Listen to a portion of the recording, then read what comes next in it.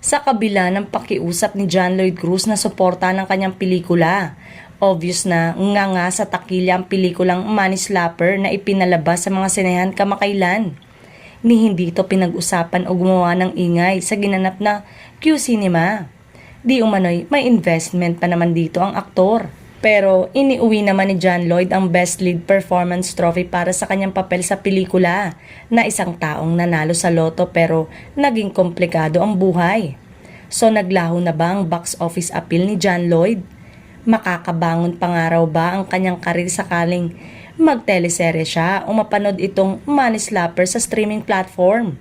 Samantala, marami pa rin ang interesado at nagmamahal sa kanya, kaya naniniwalang makakabalik pa rin siya sa showbiz. Ungrateful nga umano kasi minsan ng showbiz. Minsan, ang naiambag mo, ganun na lang kadali kalimutan. Lloydie left show business at the peak of his career.